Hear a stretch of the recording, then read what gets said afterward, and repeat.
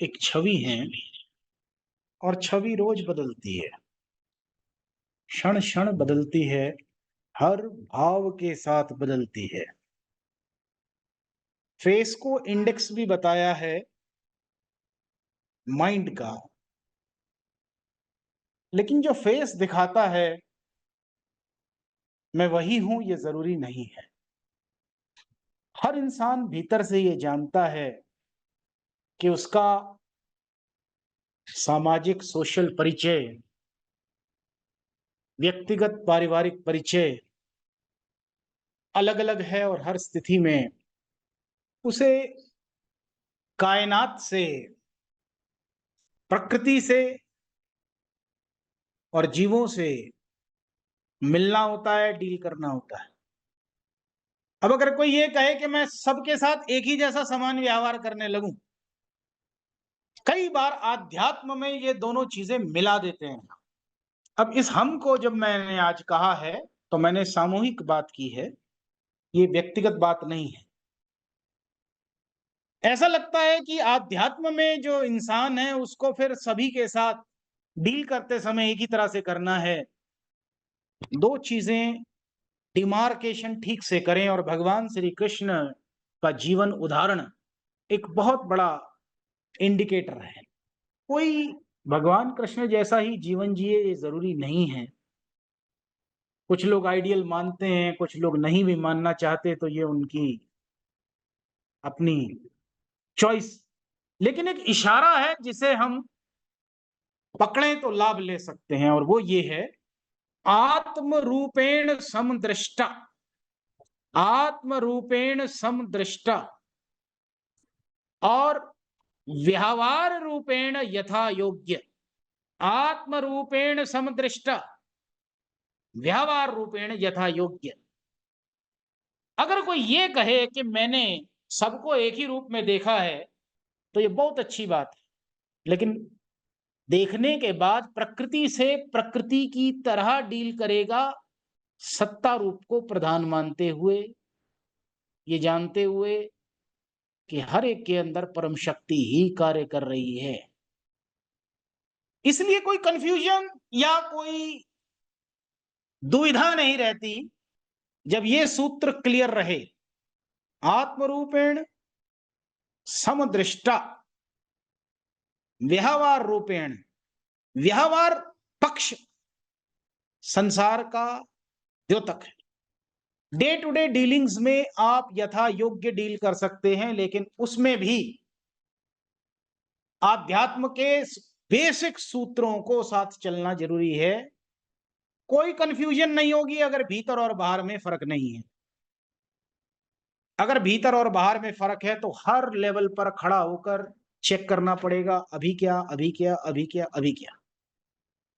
लेकिन अगर बाहर और भीतर का भेद हटा है तो किसी भी अभिनय की जरूरत नहीं है। आप जो जिस स्थिति में उपयुक्त होगा, आपका व्यवहार अपने आप उस अनुकूल होता चला जाए।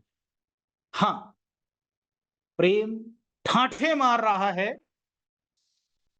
लबालब है, तो बाहर और भीतर का भेद नहीं रहेगा, और नहीं रहेगा तो नजर भी नहीं आएगा। जरूरत पड़ने पर भगवान श्री कृष्ण कहते हैं कि कर्ण ने पूछा कि मैंने तो कोई पाप किया ही नहीं है, मैंने तो कोई ऐसा भाव रखा ही नहीं है, आप मेरे साथ, मेरी तरफ से शत्रुता वाला तो कोई भाव है ही नहीं। तो उन्होंने कहा हाँ, मेरी तरफ से भी कोई शत्रुता का भाव नहीं है, मैं तो केवल व्यवहार कर रहा हूं। रही बात इसकी कि आपने कभी गलत नहीं किया है, तो कहो तो अकाउंट्स की बुक आपके आगे खोल के रख दीजिए। इसलिए ये सूत्र, सबसे पहला सूत्र, बाहर और भीतर सम अवस्था, आत्म रूपेण सम दृष्टा, व्यवहार रूपेण यथा योग्य। बस किसी भी कंफ्यूजन से हमें ये सहज में बचाता है कि नौजवान जो यूथ है समाज का, बहुत स्ट्रेसफुल लग रहा है। ऐसा लगता है कि बच्चों के अंदर ठहराव की कुछ कमी है। तो इसका क्या सॉल्यूशन है? मुझे एक बात ये कहनी है कि नौजवान को हम किस रूप में देखना चाहते हैं और हमने क्या तैयारी दी है, क्या प्लेट में क्या दिया है, what is the on their platter. जिन बच्चों को जीवन में बचपन से प्रेम की शिक्षा दी गई है, संस्कार आपने हमने दिए हैं, उन बच्चों के बारे में बहुत ज्यादा सोचने की जरूरत नहीं है, क्योंकि वो थोड़ा सा फ्लक्चुएट हो सकते हैं, लेकिन उनका जो फ्लक्चुएशन का मार्जिन है ना, वो डिफाइंड है, यहां से यहां तक बस, not beyond this, not beyond that. क्योंकि आध्यात्म सभी रोगों का एकमात्र इलाज बताया गया है, पनिशिया ऑफ ऑल इल्स। थोड़ा सा बच्चों को समय देना, क्वालिटी टाइम देना, क्वालिटी संस्कार देना, और अगर हम उसके अंदर कहीं कमजोर पड़ते हो तो उन्हें महात्माओं के संग के साथ जोड़ दीजिए। माँ बाप का भी जो रोल संस्कार देने का है ना, उनकी एक लिमिटेशन है, संत की कोई लिमिटेशन नहीं होती। वो किसी भी लेवल तक जाकर अंदर से बाहर से दोनों सुधार कर सकता है। इसलिए बच्चों को प्रयास कीजिए कि आज हम उनको ये कह दें, जैसे तो सबको सामने बिठाइए, उनको आदत डालिए, बेटा आप जिंदगी के 10 दिन बाहर जा सकते हैं, बच्चों को समय दीजिए, साथ बिठाइए और उनको कहिए कि बेटा मैं तेरे पे बहुत काम करने के बाद भी तेरे अंदर जो चाहता हूं, पता नहीं वो आ रहा है कि नहीं आ रहा। तो ऐसे ही एक दूसरे को समय दो। हम उन्हें मॉल जाने के लिए, क्लब जाने के लिए, संसार के कामों के जाने के लिए प्रसन्न होते हैं, पूरा समय देते हैं, लेकिन जहां समय हमें देना चाहिए वहां चूक हो जाती। और एक समय आता है जब बच्चे दुनियादारी तो बहुत अच्छी सीखने लगते हैं, लेकिन उनके अंदर से एक चीज मिस हो जाता है, और वो है अपने आप को समझकर जानकर अपने प्रति ईमानदार होना। दुनिया की ईमानदारी रह जाती है, लेकिन स्वचेतना, अपने प्रति चेतना, उसमें फर्क आने लगता है। तो मेरा एक ही सुझाव है, अगर आप कोई अपनी जिंदगी में बहुत अच्छा किसी को दे सकते हैं ना, तो उसे साध संगत रूपी संस्कार दे दीजिए। और अगर वो नहीं दे सकते तो कभी कभी कहिए कि बेटा कभी कभी मेरे साथ बैठ जाए। अगर वो इससे भी बाहर चला गया है तो आपको प्रार्थना थोड़ी करनी पड़ेगी, कोई महात्मा कोई संत मिल जाए, नहीं तो अपने यार से प्रार्थना आप कर सकते हैं, और बड़ी ईमानदारी से। लेकिन ईमानदारी से प्रार्थना करने का मतलब है पहले स्वयं चल रहे हैं उस पर, क्योंकि आजकल बच्चे बहुत समझदार हैं, वो सीधा ही पूछ लेते हैं, आप तो करते नहीं और हमसे बोलते हैं, क्योंकि ये आसान तरीका है निकलने का कि आप भी नहीं कर रहे हैं और मैं भी नहीं करूंगा। वो ऐसा कहते नहीं, उनको एक पॉइंट मिलता है कहने के लिए। Don't allow yourself to be deviated. बच्चे कभी स्ट्रेस में नहीं आएंगे, वो इतने मजबूत हो जाएंगे। आध्यात्म स्पिरिचुअलिटी एकमात्र एक इतना बड़ा गहना है, मजबूत हथियार है कि हमें अंदर और बाहर दोनों से मजबूत कर देता है। सुधार इज डायरेक्टली प्रोपोर्शनल टू ईमानदारी, एंड ईमानदारी इज डायरेक्टली प्रोपोर्शनल टू समर्पण। समर्पण is directly proportional to understanding the objective. अगर ये चीज क्लियर है, कभी भी बच्चों को स्ट्रेस नहीं आएगा। मैं आपको एश्योर करता हूं, एक बार बच्चों को ईमानदारी से, मैं सबके लिए बात कह रहा हूं, साथ बैठ जाइए और कहिए बच्चे मेरे पास जो धन है बेटा तू ले सकता है तो ले ले। सब नहीं लेंगे मैं जानता, क्योंकि प्रभु ने हर आत्मा का जो इसके विधान अनुसार जो शक्ति दी है, कार्य करने की क्षमताएं दी हैं, वो बिल्कुल अलग अलग हैं। कोई प्रहलाद की तरह पकड़ लेता है, कोई आखिरी मृत्यु शैया तक भी रटन नहीं छोड़ पाता। तो इसलिए मेरी हाथ जोड़कर गुजारिश है, सबसे पहले अपने फंडामेंटल सभी क्लियर करें कि क्या मेरे पास रियली, जिसे मैंने तत्वबोध कहा, क्या मुझे केवल कुछ ज्ञान की जानकारी है कि परमात्मा ये है, परमात्मा ऐसा है, परमात्मा वो है। अगर यही है तो परमात्मा किसी किसी जगह कंसेप्ट में ही नहीं है लोगों की, but they are socially very well, बहुत ठीक रहते हैं वो। तो एक नेसेसरी इविल नहीं बनाना है इस शब्द को कि मुझे कुछ ऐसा ही करना पड़ेगा। नेचुरल रिदम में थोड़ा सा बच्चों को साथ बिठा लीजिए।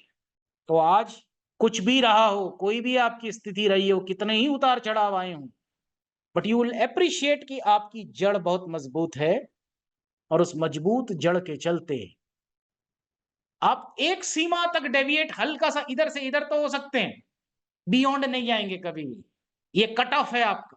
तो मेरा ये कहना है, बच्चों को घुमाइए, समय दीजिए, ले जाइए, लेकिन उनको कहिए बेटा तू मेरे लिए शनिवार को कुछ देर दे सकता है time? I want you to hear. तू फंडामेंटली सीख ले। तूने कहा कोई वेद पढ़ने, शास्त्र पढ़ने हैं, ना तुझे कभी फुर्सत लगी, ना तुझे पता नहीं लगनी है कि नहीं लगनी है, हु नोस। तुझे तो नींबू की तरह निचोड़ करके बिल्कुल कंसंट्रेटेड फॉर्म में महात्मा दे सकते हैं।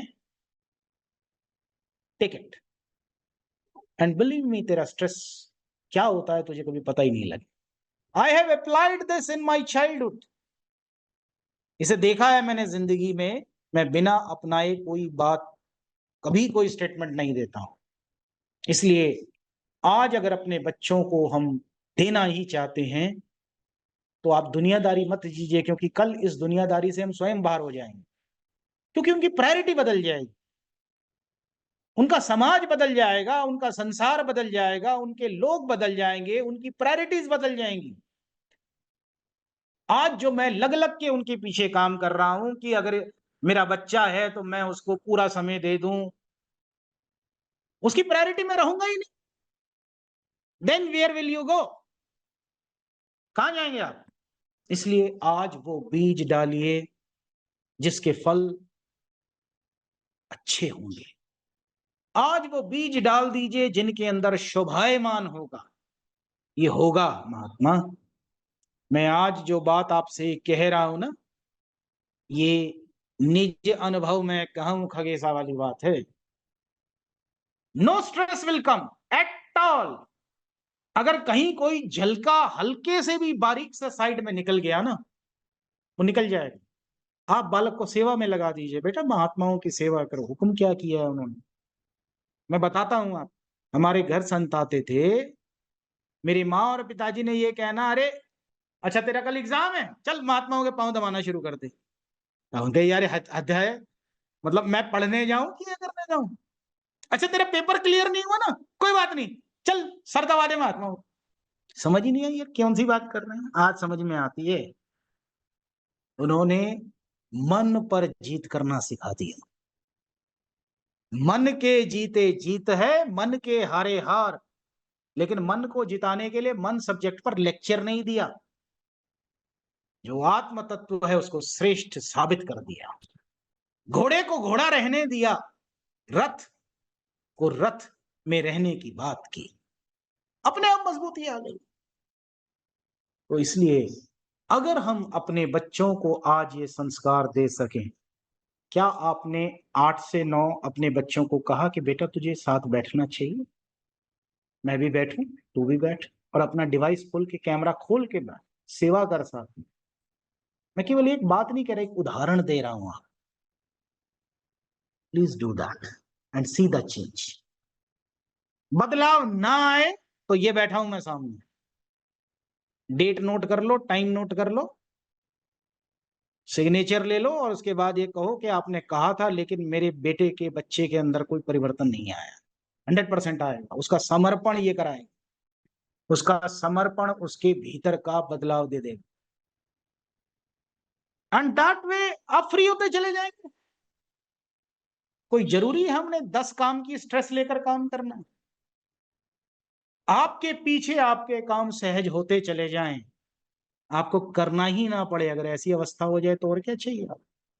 हाँ, अगर आपने कसम ही खा रखी है कि नहीं मुझे, देखो दो चीजें होती हैं, एक होता है घोड़ा, एक होता है घोड़ा, और एक होता है खच्चर, और एक होता है गधा। गधा ढोता बहुत है, खच्चर बीच का काम कर लेता है, लेकिन घोड़ा केवल रेस में भागता है। वो घोड़ा जो रेस का घोड़ा है, उसको तैयार किया जाता है, उसकी मालिश भी होती है, उसके सब जगह होती है, उसको खेत में मतलब मैदान में दौड़ाया भी जाता है। उसका काम यही है, उसे पता है कि मास्टर ने कहा है तो मुझे क्विकली वो यात्रा खड़क से पूरी कर लेनी है। अब मुझे तीनों में से क्या बनना है ये मुझे तय कर लेना। मुझे अगर केवल बोझ उठाने की आदत है, इट्स माई चॉइस। मुझे अगर घोड़े की तरह क्विकली अपना काम जब किया, कहा, खाया, उसके बाद तू चने खा, दौड़ लगा, मस्ती कर, सारे काम कर, बट क्विकली अपना ऑब्जेक्टिव पूरा कर ले। सो अपने आप को इस रूप में ढालें। ठीक है। अपनी टेंशन बताते हैं महात्माओं को, महात्मा मुझे ये टेंशन है, ये टेंशन है, ये टेंशन है। टेल देम आपने ये आदेश किया था, मैंने उस बात को पूरा कर लिया है। इतना तो बताओ, इतनी बात तो कहो कि मुझे हुक्म किया था, मैंने उसकी तामील कर ली है। अगली बात कहने की जरूरत नहीं पड़ेगी आपको, क्योंकि अगला दायित्व उसका है जो आदेश देता है। आदेश क्या, महात्मा या संत कोई आदेश देते ही नहीं, वो तो एक रूपांतरण, एक बूंद दे सकते हैं। कोई से पकड़ ले तो पकड़, बैठाओ बच्चों को सामने, सामने बिठाओ। और यही काम मैं खुद भी, मेरे अंदर चूक होती है, आई एडमिट, जो चूक है उसे सुधारने का दायित्व है हमारा। इस कारण से कर ले, ये एक ट्यूशन है। मैं आज आपको एक बताता हूं, ट्यूशन की जरूरत उसको पड़ती है जो खुद नहीं पढ़ता। जिसने क्लास में कर लिया वो क्लास में ही मुका के आ जाता अपना काम। जिस काम के लिए आया था ओहो कम मुका लइए, उसके बाद घूमो फिरो जो मर्जी करो। So please make it a habit कि हम अपने बच्चों को वो देंगे जिसको हम सबसे कीमती मानते हैं, वरना बच्चे हमें वो दे देंगे जिसे वो ठीक समझते हैं। And we will be bound to follow their orders, क्योंकि समय के साथ उनकी प्रायोरिटी बदलेगी, फिर प्रायोरिटी में हम नहीं रह जाएंगे। प्लीज अंडरस्टैंड, अगर कोई बच्चा बच्चा बच्चा बच्चा बच्चा ही करता रहा ना, तो एक समय आएगा बच्चा ही बोल देगा कितने देर मेरे सर पे खड़ा रहेगा भैया, मुझे छोड़ दे, मेरी जान बख्श दे। प्रायोरिटी बदल जाएगी उनकी, उनका संसार बदल जाएगा, उनकी जरूरत बदल जाएगी। इसलिए सत्य के साथ रहो और ये देख के रहो कि इस बालक में जो परम शक्ति है वो मेरे भीतर से भी दौड़ रही है। बस ये चीज दोनों को आपस में बॉन्ड खड़ा कर देगी। एक बार करके देखिए, एक बार बाजी लगा दीजिए जीवन। Do it once, do it once please. Once you do it you have no regrets. ये इतना बड़ा एश्योरेंस और है जिंदगी के साथ भी और जिंदगी के बाद भी। ऐसे ही बैठा करो साथ में, साथ बैठो, संगच्छध्वम संवदध्वम संवो मना, साथ बैठकर उपासना करो। साथ बैठकर, क्यों कहा महात्माओं ने ये बात, साथ बैठने की बात क्यों की? अरे साथ बैठते बैठते साथ हो जाओगे, आपके डिफरेंसेस खत्म हो जाएंगे।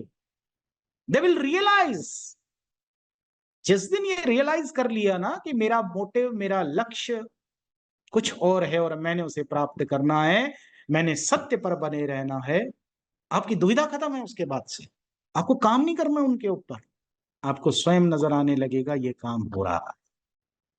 तो इस पर हम सभी एज पेरेंट्स सबको ध्यान देना है। तो मुझे बस यही कहना है, आपके अंदर और बाहर ये STRESS होता क्या है ये आपको पता ही नहीं लगेगा।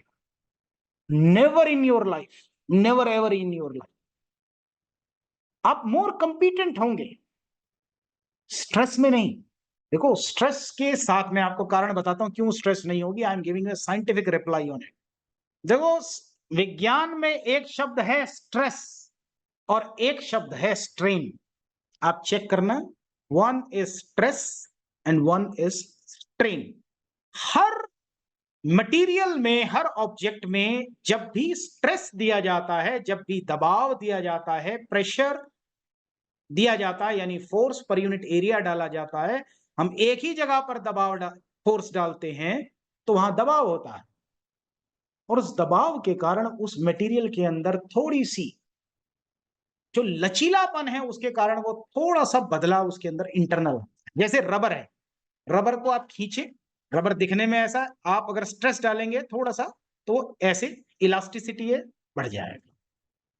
आपको जानकर खुशी होगी या मतलब हैरानी भी हो सकती है, वो ये कि स्टील जो होता है ज्यादा इलास्टिक होता है रबर से, और इलास्टिसिटी ये होती है कि जितना स्ट्रेस किसी के ऊपर डालो उसके अंदर उतना स्ट्रेन आ जाए, यानी उतना ही बदलाव आके वो चीज स्ट्रेन खत्म कर, स्ट्रेस को खत्म कर। तो जितना जितना आपके अंदर दबाव आएगा उतना उतना आपके भीतर की मजबूती, आपकी इलास्टिसिटी उसे कंट्रोल करती है। आप बियॉन्ड इलास्टिक लिमिट नहीं जाएंगे। तो अगर स्ट्रेस आया, stress upon strain Young's modulus कहलाता है, यानी कि वो कांस्टेंट कहलाता है। अगर आपने इसे जीवन में रख लिया, कांस्टेंट का मतलब सनातन, लगातार बना रहे। जितनी स्ट्रेस आई उतना हल्का सा इधर, हल्का सा हिले अपने, और तुरंत वापस अपनी जगह पे आ गए। स्प्रिंग है, ऐसे ऐसे हिला, वापस आ गया। स्ट्रेस तो हुआ लेकिन उतना ही स्ट्रेन प्रोपोर्शनेट हुआ, और वो मटेरियल अपनी जगह पर वापस आ गया, बशर्ते आप उसे वहां ना ले जाएं जहां उसकी इलास्टिक लिमिट ही क्रॉस हो जाए। बस मुझे इतना ही कहना है, जीवन के हर क्षण में जितना मर्जी स्ट्रेस आपके ऊपर आता हो, आपकी इंटरनल स्ट्रेन, जो आपका नेचुरल इंट्रिंसिक प्रॉपर्टी है, जो आपके भीतर की अवस्था है, सच्चित आनंद का वास्तविक आपका स्व का भाव है, वो किसी भी स्ट्रेस को ऑफसेट करने में समर्थ है। और चूंकि वो कांस्टेंट आपने धारण कर लिया है, यानी यंग्स मॉड्यूलस, यानी कि आपने स्ट्रेस बाय स्ट्रेन प्रोपोर्शनेट कर दिया है, ले लिया है, वो कांस्टेंट हो गया है, तो किसी भी स्ट्रेस, किसी भी दबाव को पी जाएगा, खत्म कर देगा। बस इतनी सी होती है। अगर कोई महात्मा को कोई बात कहता है तो ऐसा थोड़ी है उसके अंदर कोई प्रभाव नहीं पड़ता। हल्का सा अगर आया भी तो पुल की तरह थोड़ा सा हिल जाता है, गाड़ी निकल जाती है वापस अपनी जगह। तो मजबूत कौन हुआ? पुल हुआ, जिसके ऊपर से वाहन चला गया। बस इस तरह से हमने अपने भीतर के स्ट्रेस को नेचुरल स्ट्रेन के साथ, जो कि हमारी आत्म अवस्था है, उसके सच्चित आनंद को धारण कीजिए। आप किसी भी स्ट्रेस को ऑफसेट करने में समर्थ हैं स्वयं। बाहर से आपको जरूरत नहीं पड़ेगी, किसी बाहरी ट्यूशन की जरूरत नहीं पड़ेगी, आप ऑटोमेटिक हैं। बस इस पॉइंट को हमें जागृत कर लेना, तो ये होगा। ऐसा कर लीजिए, ठीक है? ये सबके लिए कह रहा हूं मैं बात, including myself. Stress by strain is equal to, या strain by stress is equal to, क्या होता है? Stress by strain is equal to Young's modulus constant. किसी भी मटेरियल की प्रॉपर्टी हो जाती है वो। अगर आपकी इंट्रिंसिक प्रॉपर्टी सच्चित आनंद है, वो कांस्टेंट रहेगी। जितनी मर्जी स्ट्रेस आपके ऊपर आएगी, हल्की सी स्ट्रेन, क्या होता है? Strain is delta L by L, यानी कि छोटा सा बदलाव डिवाइडेड बाई जो आपकी ओरिजिनल अवस्था है। अगर आपकी लेंथ इतनी है 1 सेंटीमीटर, तो थोड़ा सा कुछ स्मॉल आप का भी कुछ पार्शियल, वो आप थोड़ा सा बड़े, तो that change divided by your original, that is strain. तो आप थोड़ा सा चेंज होंगे, वापस अपनी जगह पे पुनः लौट के आ जाएंगे, अपने सच्चित आनंद पर तुरंत लौट के आ जाएंगे। सब रोगादा औखद नाव का। इसलिए बच्चों के साथ सबको बोल रहा हूं, ये समय क्यों नहीं बिठाते हो बच्चों को अपने साथ? कहा करो बेटा बैठ, मेरा बेस्ट गिफ्ट है ये, till the time I am alive I can give you, मेरे से ये खुशी ले जा। And I assure you, note करना मेरी बात को, जो इस भाव को मानकर इसे जीवन का अंग बना लेते हैं, उनके जीवन में कुछ भी प्रभावित अन्यत्र नहीं करने के लिए रहना। तुम कृपालु जा पर अनुकूला, कृपालु तो सब पर है, पर अनुकूल होकर कृपालु हो जाएं। तुम कृपालु जा पर अनुकूला, ताहि न व्यापी विविध भवशूला। संतों के आश्वासन नहीं है, ये वचन है, उनके प्रमाण हैं, उनकी सिद्धि है। तो जो इसे जीवन में धारण करे वो ऐसा कर पाएगा। उसी के भीतर की रे विक्रांत हो जाएगी। जो किरण है ना रे, वो विक्रांत हो जाएगी। तो ऐसा ही करना है, ये होता चला जाएगा। आपको किसी अन्य चीज पे काम करने की जरूरत नहीं है। इसी को कहा एक को साधे सब सधे। व्यक्तियों को साधने की बात नहीं है, अपने ऊपर काम कर, अपने आप को साध। एक को साधे सब सधे, सब साधे सब जाए। अगर मन की फैकल्टी पर, दिमाग की फैकल्टी पर, दुनियादारी पर काम करने लगेगा तो सब चीजों में कंफ्यूज होता रहेगा। एक को साध, एक को साधना मतलब स्वयं को साध, स्वयं पर काम कर। Let your soul be at the command level, यही एक को साधना है। और एक तो सधा हुआ स्वयं ही है, केवल ये भाव उसके अंदर आ जाए, I am eight the command, बात खत्म। अब मुझे गधा या खच्चर नहीं बनना, दिन भर लोडी में करता रही। ड्यू रिस्पेक्ट टू गधा एंड खच्चर, वो भी बड़े कीमती चीजें हैं, उनका रोल है। मैं एक एग्जाम्पल दिया है कि जो रेस का घोड़ा है, अरबी घोड़ा, वो रेस के लिए दौड़ता है, बस 500 मीटर दौड़ना है उसको, बस दिन भर उसकी खिलाई पिलाई है, एक्सरसाइज है, सब कुछ है। गधा दिन भर काम करता है लेकिन बोझ ढोता ढोता ही अपना काम करता है। हमें गधा बनना है कि घोड़ा बनना है, this is my choice, how I want to live. जीवन के हर क्षेत्र में इसे आप अप्लाई कर सकते हैं। आपके काम की जो पर्सनैलिटी है, जो हमारे काम का ढंग है, जो हमारी काम की प्रतिभा है, जो उसका आउटपुट है, वो अपने आप बढ़ने लगेगा। ये वायदा है इसका। जे तू मेरा होई रहे, सब जग, एंटायर क्रिएशन, सब जग तेरा।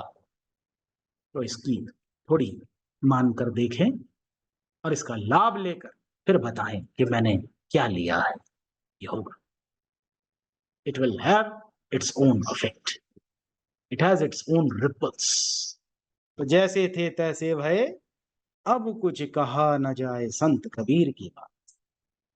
जैसे थे तैसे भय, क्या कह रहे हैं वो? इसी यंग्स मॉड्यूलस की बात कर रहे हैं, यही बात कह रहे हैं। भला हुआ हरि बीस रोज, सर से टली बला। यानी बाकी सारी चीजें, मेरी मान्यताएं हट गई, सोच हटी, वो भला टलने की बात कुछ नहीं है। जो मैंने कोई एक क्रिएट दिमाग में कर रखा था वो हटा। भला हुआ हरि बीस रोज, सिर से टली बला, जैसे थे तैसे भये। Again it is referring to the same Young's modulus, same constant की बात कर रहा है। तेरे मटेरियल की जो अवस्था, तेरे जो यंग मॉड्यूलस है, वो क्या होता है? मटेरियल की प्रॉपर्टी होती है। तो आपकी अपनी प्रॉपर्टी, इंट्रिंसिक प्रॉपर्टी है सच्चित आनंद की।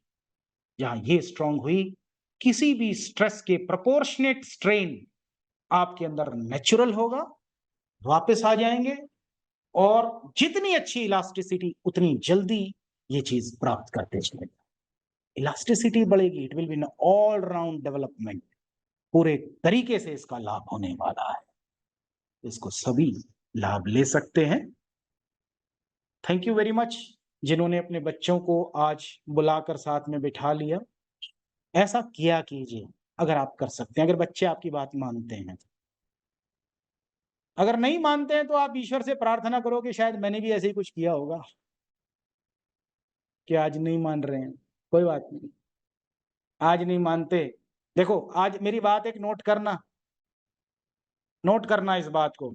जिस चीज को मैं नहीं बदल सकता, व्यक्ति, समाज, स्थिति, परिस्थिति, कारण, जिसे भी आप बदलना चाहते हैं फॉर द गुड, लेकिन वो नहीं बदल रहा, आपकी कई प्रार्थना, कई अरदास और कई ईमानदारी से की गई बातों के बावजूद भी अगर किसी इंसान में, किसी व्यक्ति में, किसी कारण में, किसी स्थिति में, किसी परिस्थिति में बदलाव नहीं है, और आपने बड़ी ईमानदारी से प्रार्थना भी कर ली है, आप भीतर से ईमानदार हैं, पहले तो स्वयं ईमानदार होंगे, उसके बाद की मैं बात कह रहा हूं।